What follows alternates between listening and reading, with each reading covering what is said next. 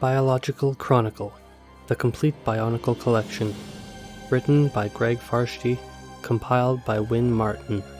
Read to you by Jonathan Fair. Book 1. Infection. The Legend. In the time before time, the Great Spirit descended from the heavens, carrying we, the ones called the Matoran, to this island paradise. We were separate and without purpose, so the Great Spirit blessed us with the three virtues: unity, duty, and destiny. We embraced these gifts and, in gratitude, we named our island home Matanui, after the Great Spirit himself. But our happiness was not to last. Matanui's brother, Makuta, was jealous of these honors and betrayed him. Makuta cast a spell over Matanui, who fell into a deep slumber. Makuta's power dominated the lands. As fields withered away, sunlight grew cold, and ancient values were forgotten. Still, not all hope was lost. Legend told of 6 mighty heroes, the Toa, who would arrive to save Matanui. Time would reveal that these were not simply myths, for the Toa did appear on the shores of the island. They arrived with no memory, no knowledge of one another, but they pledged to defend Matanui and its people against the darkness. Tahu, Toa of Fire. Onua, Toa of Earth. Gali, Toa of Water. Liwa, Toa of Air. Pohatu, Toa of Stone. And Kopaka, Toa of Ice. Great warriors with great power, drawn from the very elements themselves. Together, they were 6 heroes with one destiny: to defeat Makuta and to save Matanui. This is their story. Chapter 1. A beach. He was standing on a sweeping expanse of sand sloping gently down to the sea. As he gazed out at the ocean, he saw waves breaking over a coral reef. Beyond that, there was nothing but water stretching to an unbroken horizon. Where am I? He thought, his mind a haze of memories and dreams. Who am I? Tahu. The word, a name, floated through his mind. It seemed to fit, to make sense somehow, but little else did. Tahu shook his head in frustration. Why couldn't he remember more? How had he come to this place, and why? He glanced toward the polished canister that had brought him here. Near it, he saw several red components lying on the sand.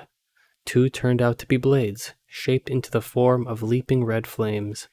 They fitted together into a sword, the handle sitting comfortably in his clawed hand. But when he swung the sword, it felt heavy and awkward. He scowled. Useless hunk of metal, he muttered, jabbing the blade into the sand. Then he noticed the mask. It stared up at him with gaping eye holes, its surface catching the sunlight so that it appeared to come alive in his hands. Taking a deep breath, Tahu lifted the mask to his face. A surge of power coursed through him. Yes, this was more like it. Tahu grabbed the flame sword and lifted it. This time, to his surprise, the blade was glowing with crimson fire. When he swung the sword, it sizzled through the air, trailing sparks in its wake. Yes, Tahu said with grim satisfaction. Now we're getting somewhere. But was he? He let the sword fall to his side, overwhelmed by despair. Why was he here? What was he supposed to do now? Why can't I remember? He howled, swinging his sword over his head. A bolt of fiery energy shot forth, erupting into the sky like a volcano. Sparks showered onto the beach, but Tahu didn't feel their heat. Power. I have such power, he thought with wonder.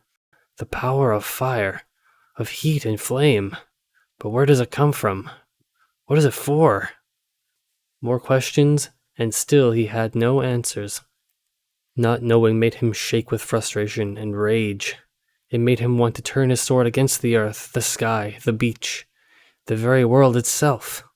It was tempting, so tempting, to lose himself in chaos, to strike out with no thought for past, future, or anything else. Tahu took a deep breath. No, he couldn't allow himself to give in. Somehow he knew that, just as he'd known his name. Okay, he told himself. The knowing will come. At least, I hope it will. The white sand beach was free of any life save for some curious seabirds. To the south, jagged rocks made a crude wall against the ocean, and beyond that, Tahu could sense the heat of lava beds. Drawn to the heat and flame, he turned and walked in that direction. Only once did he turn around, at the sound of movement behind him, but the being he saw was too small to pose any threat. He kept moving toward what appeared to be a great walled city, sitting in the middle of a lake of molten lava.